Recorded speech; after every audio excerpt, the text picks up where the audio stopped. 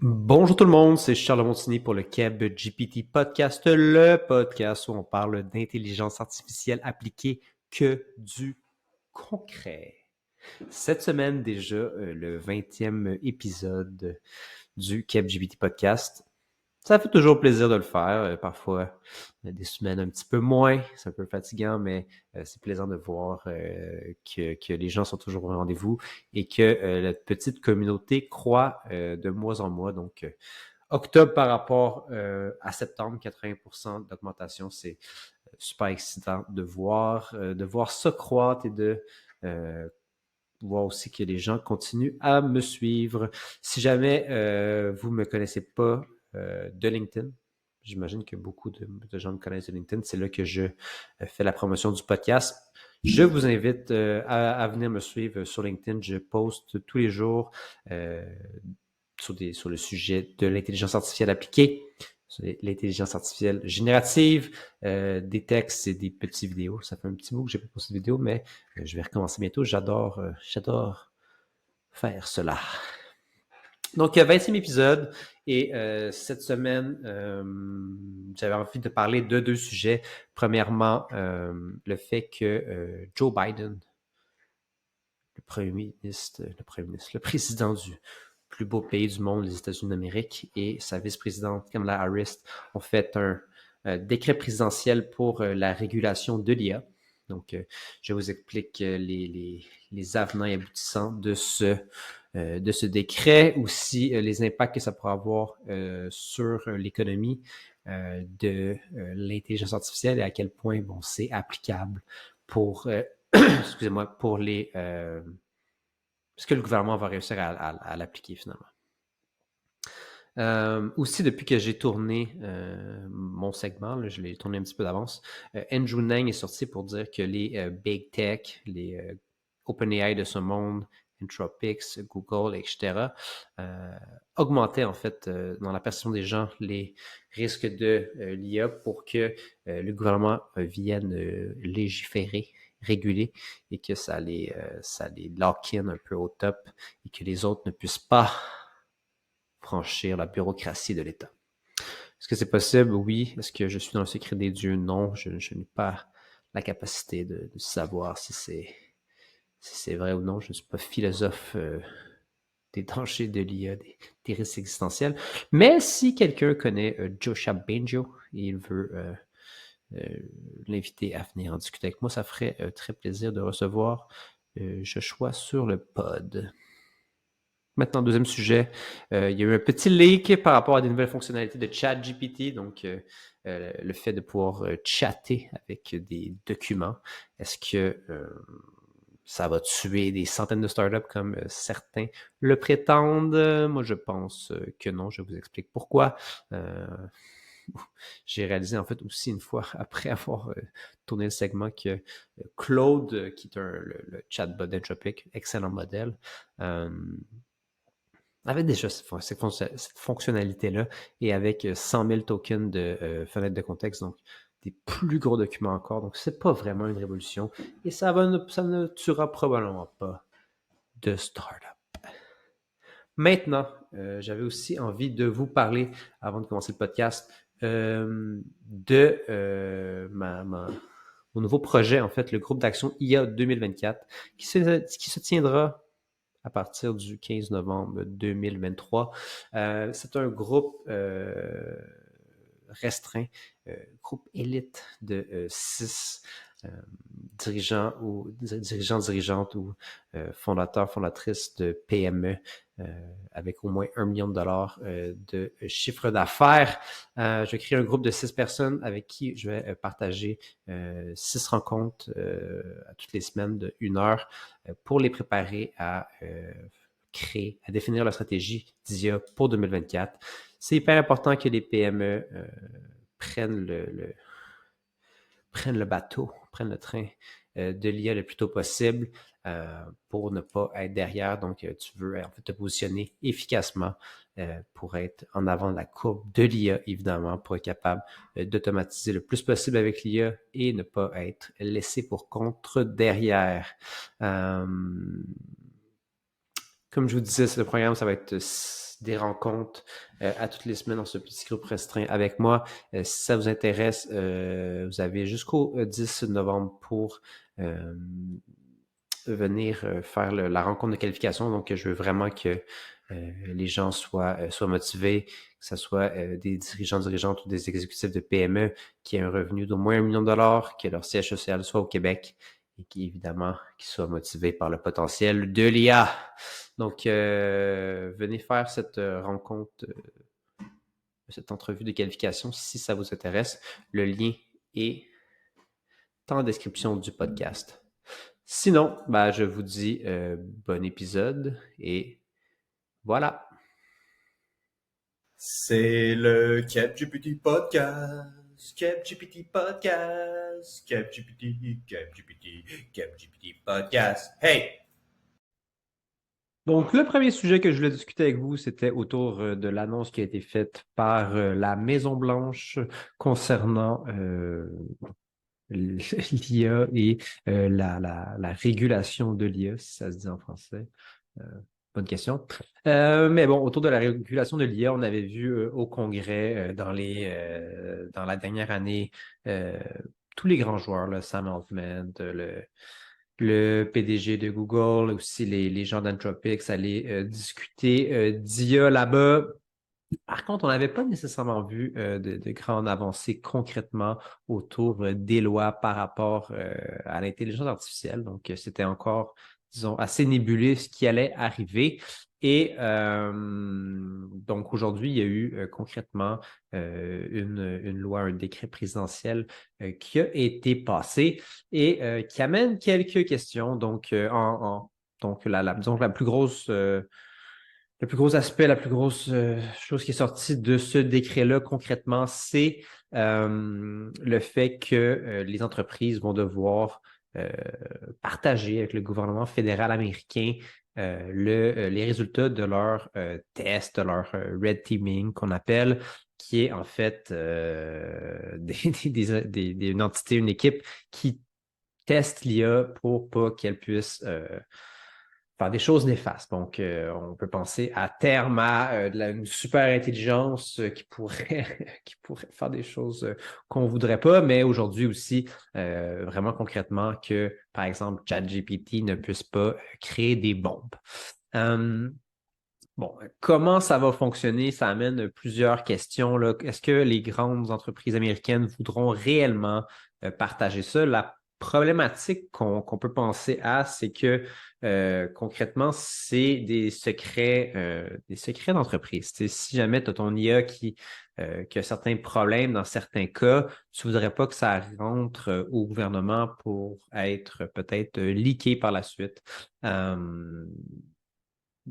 la presse ou plus concrètement aussi à d'autres, à tes compétiteurs.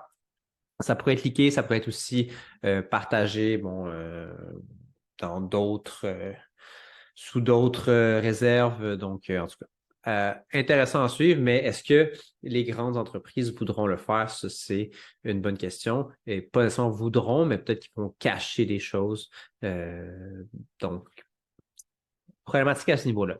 Deuxième problématique majeure, c'est que ça va peut-être nécessiter beaucoup de paperasse. Donc, les gros joueurs, OpenAI, Google, Anthropic, évidemment, ils sont capables d'avoir des équipes administratives, des équipes d'avocats pour gérer tous ces problèmes-là, mais ça pourrait un peu venir consolider le marché et à un genre d'oligopole autour de ce type de modèle-là aux États-Unis et empêcher des startups de naître parce qu'ils n'auront pas la capacité de se faire vetted en bon français par le gouvernement américain.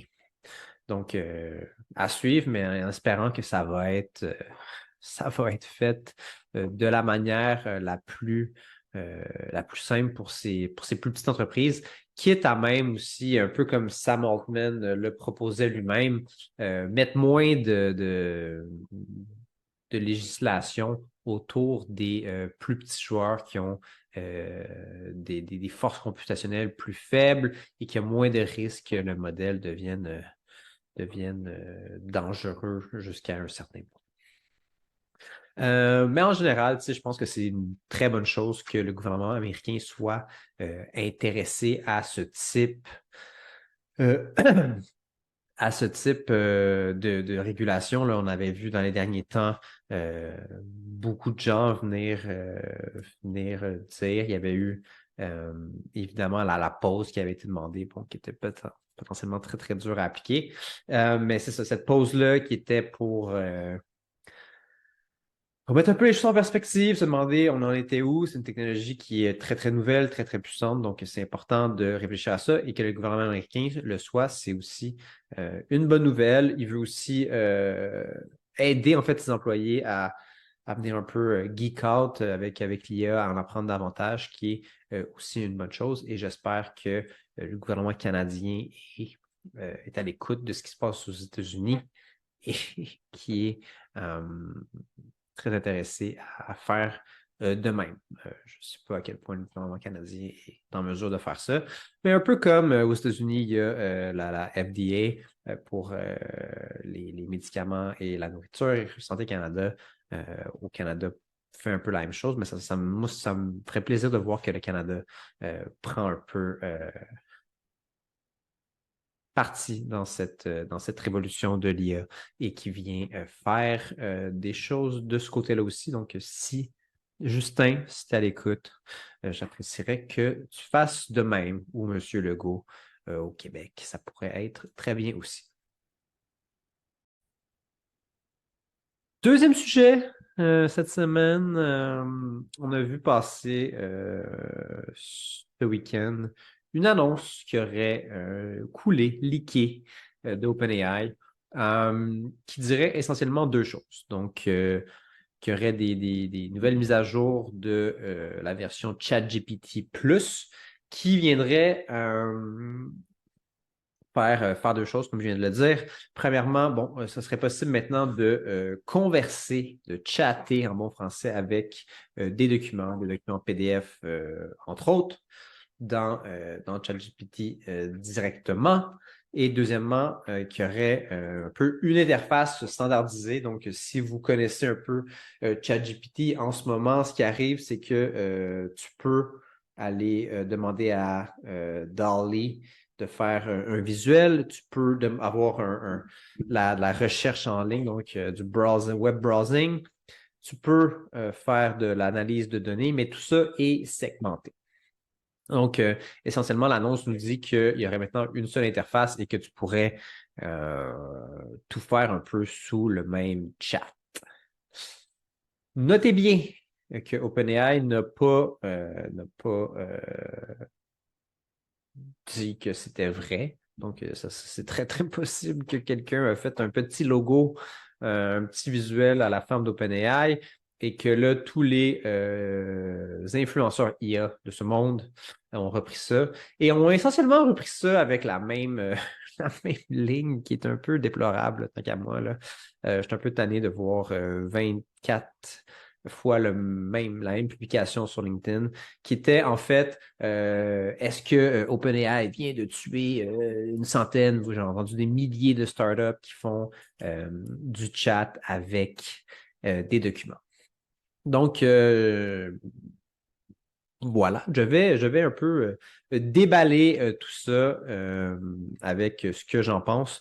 Bon, c'est ça. Premièrement, les bons vieux, les bons vieux influenceurs IA qui en fait, parfois n'ont aucune réelle expérience. Là.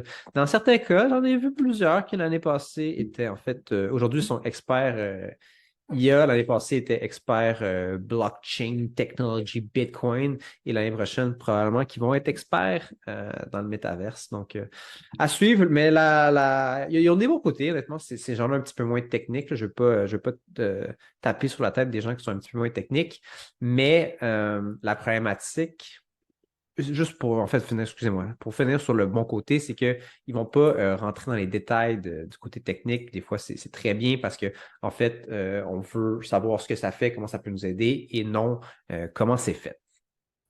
Par contre, la problématique, c'est que ces gens-là auront plus de mal en fait à faire des analyses des principes premiers, donc les first principles pour un peu comprendre réellement ce qui se passe et savoir est-ce que c'est une grosse annonce ou non. Parce que, bon, tout le monde, beaucoup de monde a dit, en fait, sur les réseaux sociaux, du moins les réseaux sociaux que je suis dans ma bulle à moi sur LinkedIn, que c'était la plus grosse annonce depuis je ne sais pas quand. Euh, Est-ce que c'est vrai? Tant qu'à moi, je ne pense pas. Là, je vais déballer un peu tout ce qui se passe en ce moment et je pense que ça reste une annonce relativement euh, d'envergure moyenne qui ne change pas réellement grand-chose. Donc, deux aspects. On va commencer par l'aspect chat avec ton PDF, qui est peut-être un peu la plus grosse aspect, là. Donc, concrètement, qu'est-ce que ça veut dire? Bon, chatter avec un PDF, ça peut être quelque chose de relativement simple jusqu'à un certain point. On a vu dernièrement, on entend parler d'un modèle 32 à 32 000 tokens de jetons, excusez-moi, de fenêtres de contexte. Qu'est-ce que c'est 32 000 tokens de fenêtres de contexte? En gros, c'est que le modèle peut prendre en entrant et en output jusqu'à 32 000 tokens qui représentent beaucoup de texte. J'ai fait des petits calculs, là. J'ai réussi à faire rentrer dans 32 000 tokens un PDF de 93 pages avec à peu près, juste pour être sûr, c'était 80, c'est genre 150 000 mots, non, 150 000 caractères, excusez-moi, et le nombre de mots était à 20 000, ce qui est assez élevé. C'est un gros document. Et si effectivement, c'est ça, ChatGPT nous dit qu'il va chatter des documents, probablement que c'est parce qu'ils sortent la version à 32 000 tokens sur la version payante de ChatGPT Plus et qu'ils vont charger le document PDF et ils vont le garder en mémoire. Donc, ce que ça veut dire, c'est qu'ils vont littéralement rentrer dans le prompt, le document, et tu vas pouvoir discuter avec. Intéressant. C'est un super use case. Effectivement, il y avait plusieurs produits sur le store qui faisaient ça. Comment eux le faisaient concrètement, j'en sais rien. Il y a plusieurs techniques pour faire ça. Par exemple, en utilisant des bases de données vectorielles pour justement plus de texte, un nombre de textes qui ne pourra pas rentrer directement dans le prompt. Et là, pour être bien clair, là, c'est comme si tu copiais-collais ton PDF, tu disais à ChatGPT bonjour, je vais te mettre un document. Là, tu te mettais le document. Puis à la fin, tu disais, je vais te poser des questions sur ce document-là. Puis là, tu commençais à poser des questions. Puis vu qu'il l'a littéralement en mémoire, ben, il est capable de te répondre. Moi, je pense que c'est ça qui est en train d'arriver, là, concrètement. Et ce que ça signifie, c'est que il va y avoir un maximum, pas nécessairement très restreint, là, c'est ça. Comme je dis, ça peut être 93 pages, mais ça ne viendra jamais vraiment être plus gros que ça. L'autre point que je ne vais pas rentrer tout de suite, c'est le côté sécurité. Je vais finir en fait, excusez-moi, sur le côté fonctionnalité. Et là, ce qui arrive, c'est que on ne peut pas vraiment, après ça, croître le nombre de tokens dans la fenêtre de contexte. On a vu Entropix avec 100 000, qui est très bien. Il y a comme deux petits problèmes à tout ça. Le premier, c'est que j'ai l'impression, et là, je n'ai pas la science infuse par rapport à ça, que plus qu'on rentre de texte et de cossins là-dedans, moins que on va être précis dans nos réponses. Donc, on a beaucoup, beaucoup de données et d'autres techniques pourraient nous aider en fait à raffiner la donnée qu'on va chercher et à avoir des réponses vraiment meilleures que juste c'est un peu genre de brute force là, de tout mettre dans le prompt et y poser des questions. Le deuxième problème, c'est que de ce que je lisais dans des articles scientifiques là, sur l'Internet, la problématique, c'est que le temps et la force de calcul nécessaire dans la fenêtre de contexte est une fonction quadratique du nombre de tokens. Donc, en bon français, le temps et le computing power est exponentiel par rapport au texte que tu mets. Donc, on ne pourra pas se rendre à 1 million de tokens, etc., etc. Potentiellement, là, mais bon, ça va coûter très cher aussi. Donc, toutes ces entreprises. Puis là, pour revenir au point des influenceurs IA qui reprenaient le fait que ça n'allait probablement pas fonctionner, ça allait probablement tuer plein de startups, probablement pas, parce que s'ils vont trouver des cas d'utilisation plus nichés avec beaucoup, beaucoup de documents, là, moi j'ai des prospects qui sont venus me voir avec des 20 000 pages, ou non, c'est 2000 pages, un document de 2000 pages. Mais ça ne marchera pas, là, de juste foutre ça dans le prompt. Là. Ça ne marchera pas bientôt, ni potentiellement, je ne vais pas dire jamais, là, parce que ça va marcher à un moment donné, mais pas bientôt. Donc, il peut encore y avoir des business qui se bâtissent autour de discuter avec ces documents-là. Et juste dans le fait d'être dans une niche particulière avec des applications particulières, ça va fonctionner. La majorité des gens n'utilisent même pas ChatGPT et pourraient utiliser un produit spécifique à une utilisation. Donc, à tous ceux qui disent que ça va tuer 1000 startups, je n'y crois pas vraiment. Je continue à croire qu'il y a beaucoup à faire. Que c'est un des meilleurs use cases, en fait, de discuter avec ces documents. Maintenant, l'autre annonce était l'interface. Non, juste pour finir avec le chat with your document. Ça reste que dans la majorité des cas, c'est ça, là, comme on fait affaire directement avec ChatGPT, même la version payante, pas la version entreprise, on est encore sujet à se faire utiliser nos données pour entraîner le modèle. Donc, il vaut mieux, encore une fois, faire affaire avec ces startups qui ont accès à des modèles open source, à l'API ou à autre chose qui n'a pas cette problématique-là de se faire réentraîner sur nos données. Maintenant, l'interface standardisée, encore une fois, je pense que c'est assez mineur là, comme ajout. C'est intéressant. C'est un peu comme les instructions personnalisées, les custom instructions, entre guillemets. Encore une fois, c'est ça, c'est relativement mineur. Pour vous donner un petit peu une idée de ce qui se passe, tant qu'à moi, sous le capot, là, je ne suis pas un professional non, en fait, je vis de ça, donc je suis un professionnel de l'IA, mais je ne travaille pas chez OpenAI, donc je ne suis pas dans le secret des dieux, le dieu étant Sam Altman, le CEO d'OpenAI.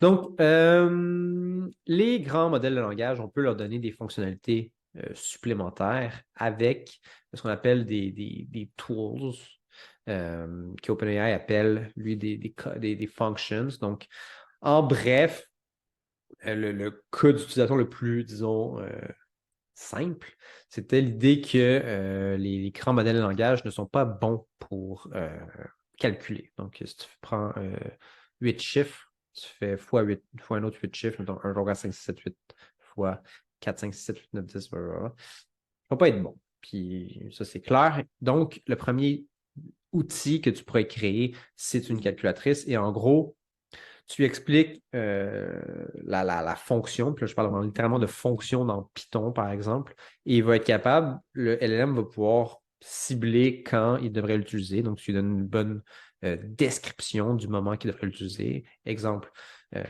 tu es vraiment nul en maths, lorsque tu as un problème mathématique, utilise ton outil, la calculatrice, et il va venir l'utiliser. Donc, ma compréhension, en fait, c'est que c'est le web browsing, DALL-E 3, Advanced Data Analytics, c'est en fait des outils, des fonctions. Et c'est beaucoup plus simple de les avoir séparés parce que là, il ne peut pas vraiment se mélanger entre les deux. Et là, ce qu'ils auraient fait techniquement, c'est juste de venir tout mettre ça dans